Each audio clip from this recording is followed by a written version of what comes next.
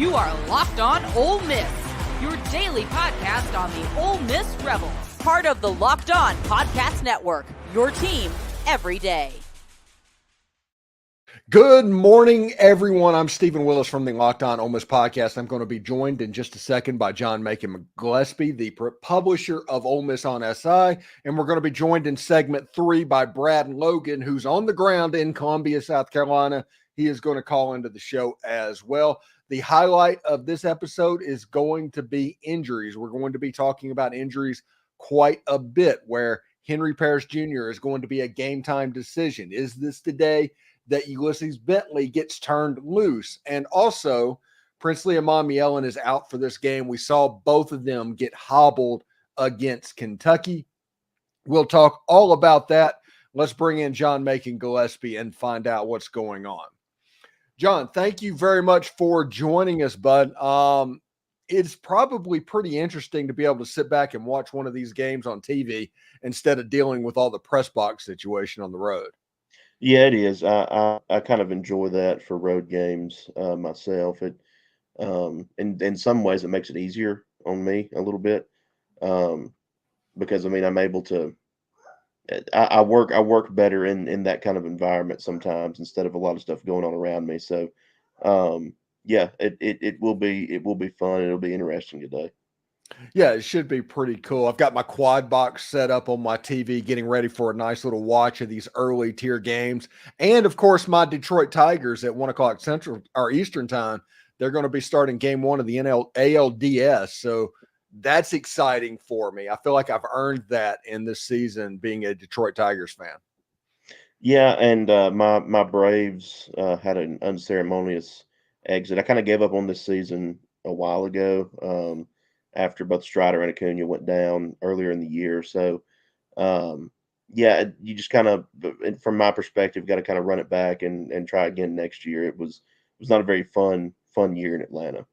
Hey, by the way, Jordan Rogers is with Joe Tessitore at the Texas A&M Missouri game today.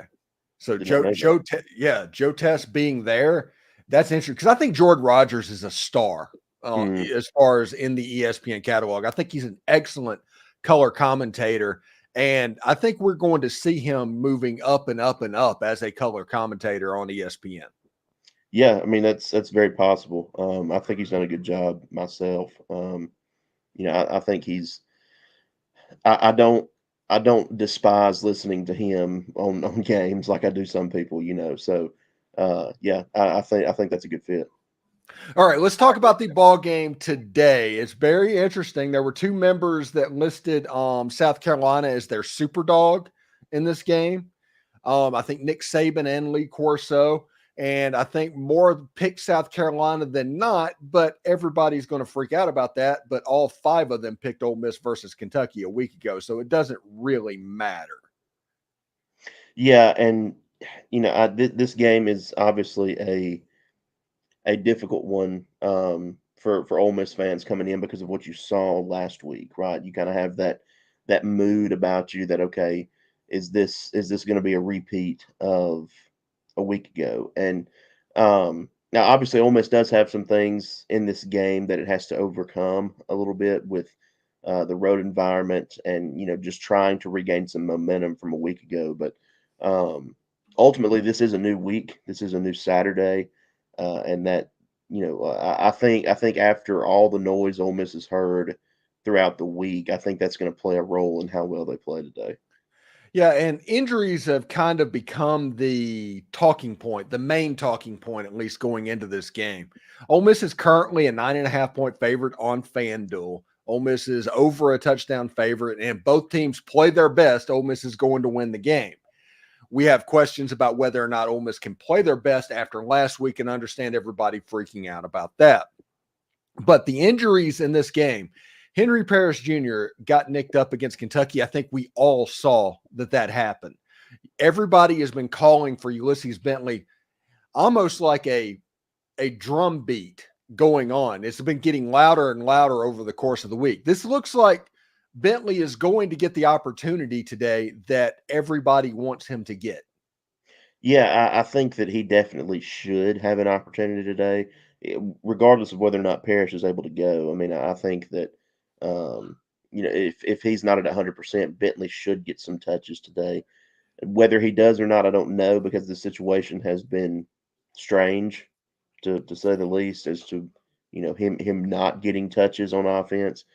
But I think this should be a day where it makes sense for him to get into that rotation. We'll just have to see, but it would make a lot of sense, at least with the way things look going into the game. Yeah, and listen, there's been whenever stuff like this happens, like Ole Miss losing that game that they weren't supposed to lose and they got upset and everybody is gnashing their teeth on that. Uh, one of the things that starts popping up is conspiracy theories of why isn't this guy playing? Why isn't that playing? Sometimes it is just nothing. There's no real reason that the guy is not on the field, but somebody, I don't know. The fan base abhors a vacuum essentially. Yeah, it's I don't know. I think that people want an explanation behind that, and nobody's really gotten one really. Lane has said multiple times that hey, Parrish and Jones have just done really well, and so that's why they're kind of in that rotation. But that explanation is not really enough for the fan base to kind of be appeased by that. Maybe there's something to it, maybe there's not. We really don't know because we're not inside, the minds of these coaches. So, but it will be interesting to see if he gets those opportunities today because if Parrish is not 100%, which it appears that he's not. And I don't think Ole Miss can go in there and let Matt Jones run the show. I don't think so either. That's the way I would view it anyway. But I don't know. I mean, he's been running back 2 so far throughout the year. So we'll just have to see what they decide to do. Listen, the hilarious thing that is going to happen is that Dominic Thomas or Rashad Amos is going to be on the field more than Ulysses Bentley today. Stuff like that would be such Lane Kiffin. It's not even funny. Yeah, it would be a very big trolling type job there. And you could be right, honestly. I mean, that really could happen. I'm not necessarily sold that Bentley gets a ton of touches today. We'll just have to see. But to me, it would make sense for him to. But we don't really know. All right, when we come back, we are going to touch on these special teams and a lot of the other storylines around the Ole Miss football team going into the South Carolina game. And in segment 3, we're going to have Brad Logan on there, but stick around and we will get back to that.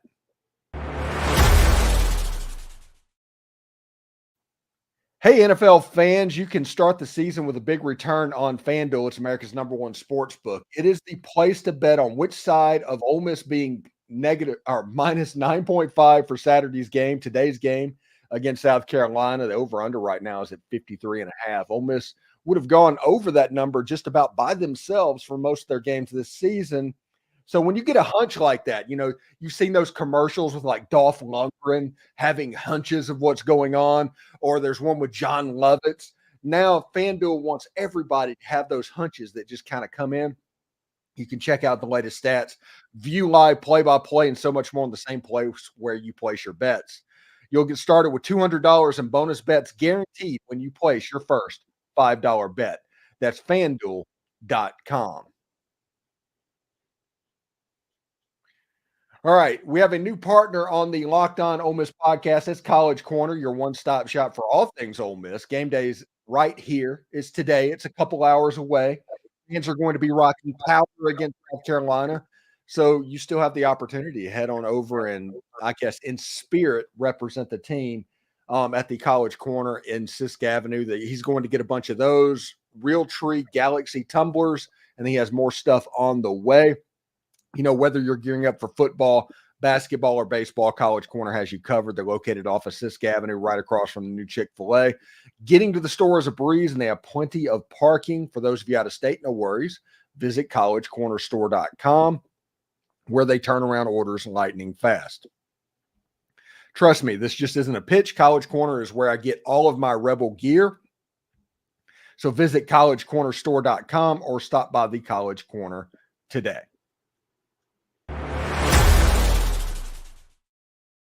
All right, John Macon, we are back on the show, and it's real interesting. We have the chat going on right now, and this is from Patrick Kellum. He asked, we better be prepared on special team and prep for trick plays. Yes, Beamer ball is a thing. Shane Beamer or Frank Beamer, it doesn't matter. They play the same way. I do think that Ole Miss needs to be available for trick plays, and they need to watch out about special teams because that is going to be probably the avenue for South Carolina to pull an upset. Yeah, I think so. I mean, in games like this where at least talent-wise you're outmatched, like I believe South Carolina is today, you kind of have to have some breaks go your way, or the other team not play super well, or you pull off some trick plays like this. So I do think that's a fair point that Ole Miss should really be prepped for something like that because if you're wanting to pull an upset and even in front of your home crowd, you want to be able to pull things off like that, and being in front of a home crowd can kind of help with the energy in order to be able to do that. Mark Walsh says the line is up to 10, which is odd. And honestly, Mark, what you need to realize is Ole Miss has a better matchup this week against South Carolina than they had a week ago against Kentucky. It was a bad matchup for Ole Miss, but the things that South Carolina does really well, Ole Miss does their best stopping it. I mentioned during the Kentucky shows leading up to it, they had two players on the outside and Dane Key and Barry and Brown that could make you hurt a little bit. They were able to use that, and you saw a little bit of the secondary problem. South Carolina might try to imitate that a little bit, but South Carolina is not at the level to where they have the weapons to necessarily do that. Morris Sellers isn't that level of passer that even Brock Vandegrift is, which means it's going to be a front seven versus South Carolina's running game, and that's kind of advantage Ole Miss, honestly, John. I think so too. Even with Princely Umanmielen out, I do think that Ole Miss has the proverbial horses there to be able to match up pretty well as far as going up against the running game there. I do think that that's going to be a positive in Ole Miss's favor, and something that I don't know that we've really talked about that much, you and I, face to face like this, virtually face to face, is how good Pooh Paul has been through these first few weeks of the season. I mean, he seems to be flying around the field and is in on almost every single play. I mean, the kid is playing out of his mind right now, and that's a very good sign for Ole Miss coming into this game. Charles Vault says, where is Diggs? Diggs is not quite back from his ACL surgery. He's not going to be back until probably at the absolute earliest, Arkansas. Yeah, is the way that looks right now. Yeah, he's still out for a while. But if he's able to come back now, ACL injuries are a little difficult to get back kind of to full speed a little bit. But if he is able to come back late in the year, that bodes well for Ole Miss down the stretch to have another option there at running back. We'll just have to see how full speed he is once he's kind of back. Roland Morris says they should have been playing a lot more backs. Heck, we've got a lot. And there's a little bit of truth to this, John. With as much money as Ole Miss spent in the transfer portal, I mean, we knew that these players were coming in. We always talk about how Ole Miss needed to be efficient, that they couldn't bid with Texas A&M and Texas, which means if somebody gets signed, you expect them to contribute. Yeah, I'm of the opinion that it doesn't make a whole lot of sense that they haven't used more backs. I don't like to be overly critical of things because obviously I'm not a football coach. I'm not inside the Manning Center, but to me, it doesn't make much sense at all that they haven't used more of these guys more frequently. I get that Henry Parrish has kind of been the hot hand, and Henry Parrish has been excellent for Ole Miss so far this season, but you got to keep some tread on those tires a little bit, I think, and you need to get some of these other guys some touches and some action, especially when you've got some talent behind him that is more than capable of putting some yards on the ground for you. So that I agree with that take there that Ole Miss should have been using more backs up to this point.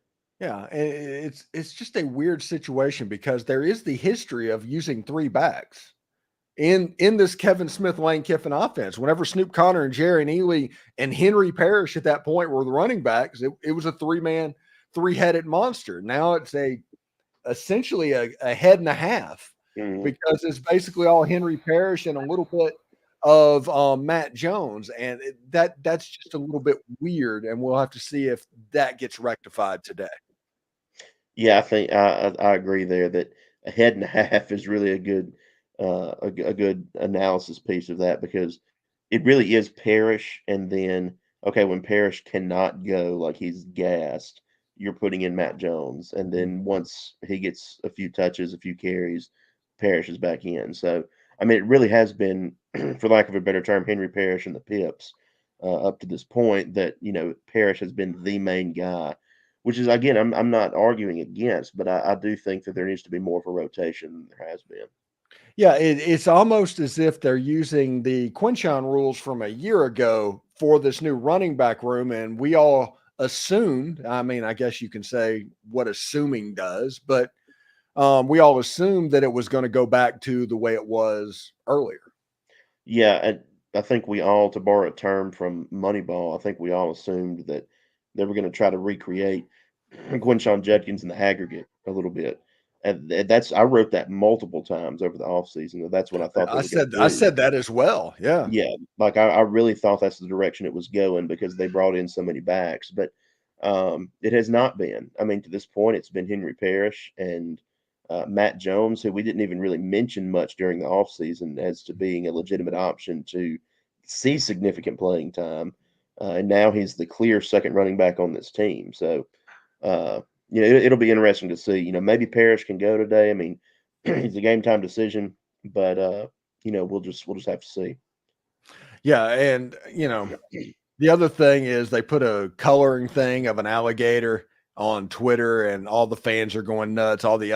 There's been stories and think pieces by Florida fans over a Applebee's gator coloring that was posted, and it could be as simple as his nephew colored a gator when they went out to eat, and it could mean nothing. It could mean absolutely nothing. It could mean everything, but it could mean nothing. And people freaking out without knowing what it means, and if it means anything, that's just wasted energy. And if you want to do that, I guess that's your business, but I'm not going to play the wasted game and play that game.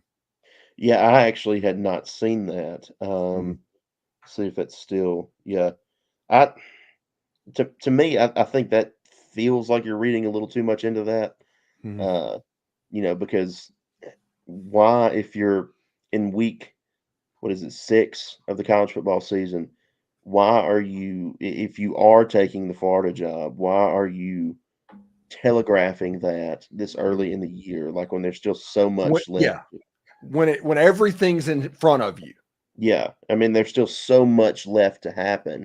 And to me, I don't think a coach does that really anyway, if they're smart about it. Like, you just don't telegraph that while nothing is a done deal. Like, that just doesn't make any sense to me. Yes, A&M just scored a touchdown, by the way, on Missouri. And by the way, Connor Weigman is playing quarterback. He's not a myth. He's not the boogeyman story that coaches tell their defense so that they prepare during the week. He's actually playing a football game today. It's not just an urban legend. Yeah. It's not a cryptid. He's not a cryptid, as it were. Oh, he was down. All right. So we're going to have Brad Logan join us right now real quick. Hey, Brad, how you doing, bud? Hey, I'm doing well, guys. Can how are y'all? Pretty good. Yeah, we've been talking about the game. You're on the air, by the way. We've been talking about the injury reports that came out and the running back usage up to this point of this season. What are you getting on the ground in Columbia, South Carolina right now? Well, I do believe that, it was reported earlier this morning that Pete Thamel of ESPN pointed out that Henry Parrish Jr. is going to be a game-time decision. That is absolutely true. I think he's going to play. The question is how much is he going to play? But the million-dollar question that I'm sure you're both asking or thinking that my phone has lit up all morning is, where is Ulysses Bentley, and will he play a factor in the game today? I think he will. I don't know how much he will play a factor, but I do believe that Bentley will play at some point today. I think he's going to have to. I think Matt Jones has been a nice component to the offense. I think he's someone that Lane Kiffin has pointed out, as we've heard over the last couple of weeks, it was on the service team, and now he's a member of the team. But during crunch time, I don't know that he's the answer. And we've seen Ulysses Bentley be the answer last year. I mean, we've seen him personally, what he can do in this offense. I still just don't know what the holdup has been with Bentley in the running back room.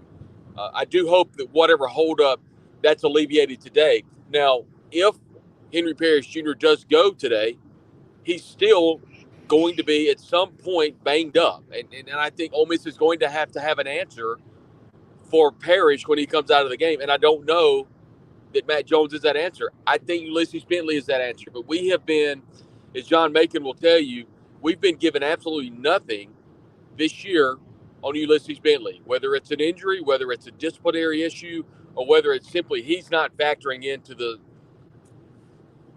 equation offensively. I just don't know, but I'll be interested to see here in a couple of hours. You know, one thing that I talked to John about that would not surprise me at all is somebody like Dominic Thomas or Rashad Amos actually factoring in more than Ulysses Bentley. What are your thoughts on that? Well, I think Rashad Amos is a name to where we expected him to play a Snoop Connor type role. Obviously, as everyone watching, listening, and you guys are aware, that hasn't even been remotely true. We saw him in some opportunities running the football against some lower level teams, and it was in the latter parts of the game. It has not been significant carries. If we don't see Bentley today, gentlemen, I don't know if we'll see him for the rest of the year. I'll be honest. This is a perfect opportunity to have someone come in.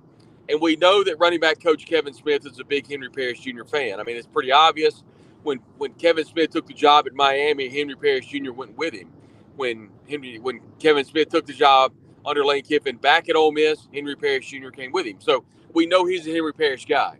But if we don't see Bentley today, I don't know if we'll see him at any point this season.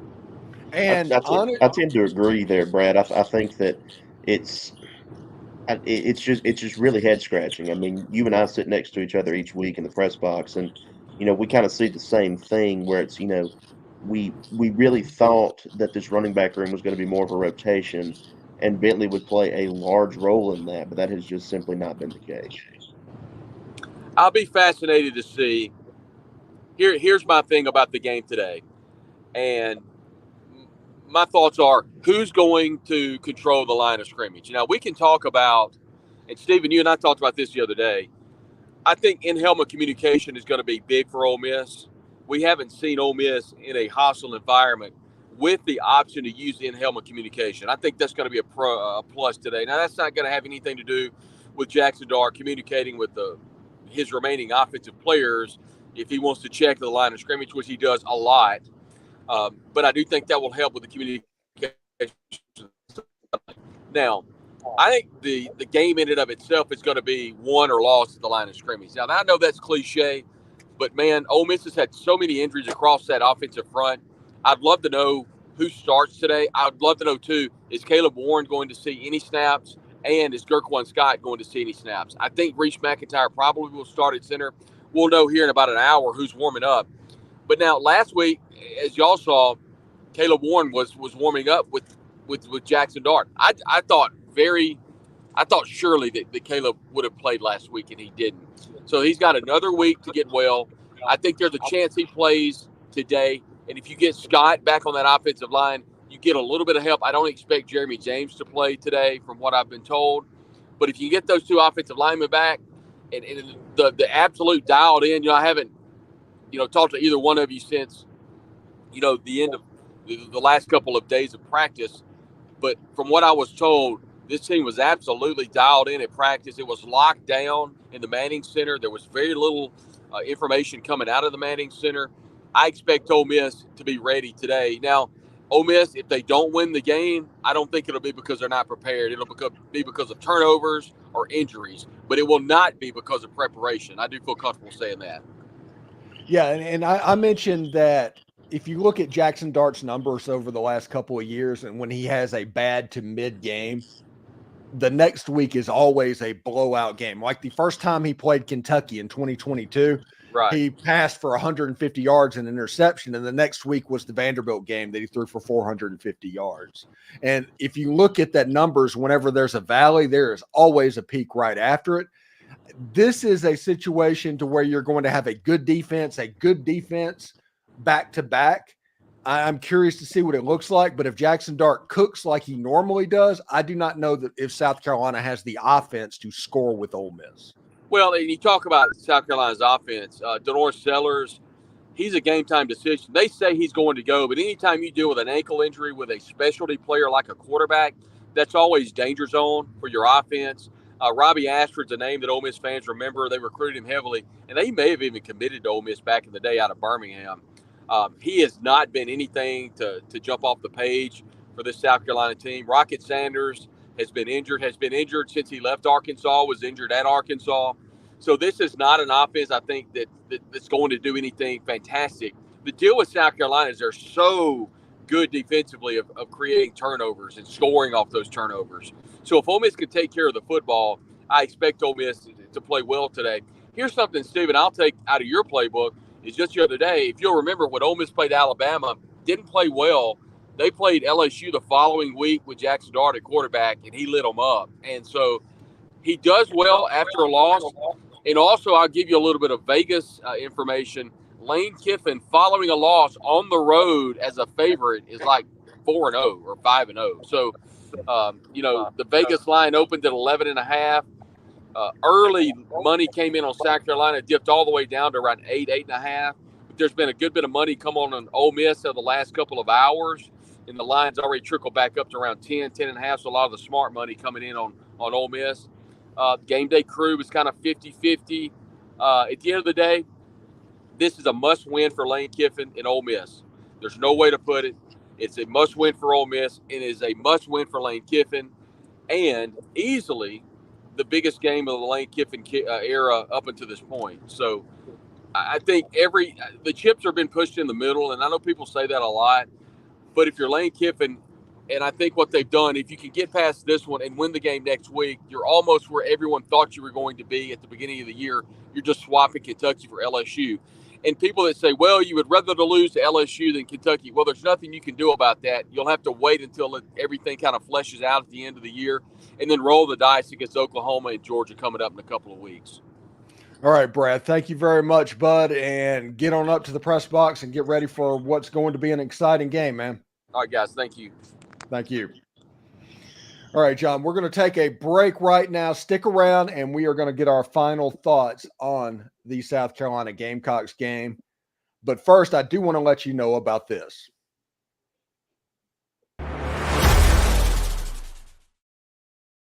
Game Time is the place to get your Ole Miss tickets with killer last-minute deals, all-in prices, views from receipts, and the lowest price guarantee. Game Time takes the guesswork out of buying Ole Miss tickets. You know, there's not a bad seat in Vaught-Hemingway Stadium, but Game Time lets you see exactly what the view is from that seat before you buy the tickets. You can check that out. They have the lowest price guarantee, event cancellation protection, job loss protection. You know, they take the guesswork out of buying Ole Miss tickets with Game Time. And with this being the most anticipated season in Ole Miss history, I might even be able to help you out with tickets as well. Download the Game Time app, create an account, and use code LOCKEDONCollege for $20 off your first purchase. Terms apply again. Create an account, redeem code LOCKEDONCOLLEGE for $20 off. Download Game Time today. Last minute tickets, lowest price, guaranteed. All right, John, let's put our finishing touches on this real quick. It was supposed to be a segment 3 with Brad Logan. He came in a little bit early, so it kind of pushed our break back a little bit. So I do think this is going to be a situation. This is going to be a bounce back game for Ole Miss. And I think at the end of the day, Ole Miss should probably win this game in the area of 31-17 is where I think that Ole Miss is going to end up. Yeah, I kind of like a 31-21 type game. I think Ole Miss will win by about 10. I think the line is pretty close to right on that. And I don't know. I mean, I do think that this game has a chance to get hairy for Ole Miss. I'm not going to say that it doesn't, but ultimately, I do think that Ole Miss is not going to lay back-to-back eggs like they did last week. So I do like Ole Miss to kind of bounce back today. I do think that the noise they've heard throughout the week is going to play a role in the preparation. I'm curious to see how the locker room responds if they're able to bounce back with so many transfers and stuff. That's always interesting to see after a loss. But I right now I do like Ole Miss's chances to do that and bounce back and win. Yeah, and Jackson Dart in the preseason talked about wanting to see his team face adversity. Well, it's here. Mhm.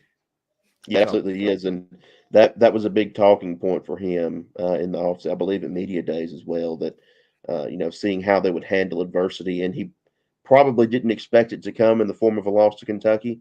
But you don't necessarily get to choose when and where adversity hits. So it's hit, and we'll have to see how they respond today, because this is going to be a crucial day as far as the response is concerned. Yeah, and if you got to choose where adversity hit, it's not really adversity to begin with. No, So we'll take care. What do you got going on at at Ole Miss on SI today? It's going to be obviously a lot of in-game coverage. We've got a lot of people who are going to be doing a lot of different things during the game. Some in-game breaking stuff as things happen. Halftime update. Obviously a post-game recap, and then some post-game pieces that come throughout the rest of the day and into tomorrow. So kind of business as usual, but it's always a busy business as usual on game day. And tune in an hour after the game for my post-game show, and tune in tomorrow night for our reaction roundtable as we move on to the LSU game shortly after that. For John Macon Gillespie, I am Steven Willis. I hope everybody is exactly excited about this game, because it should be a lot of fun. Anyway, take care. Hotty toddy, everyone.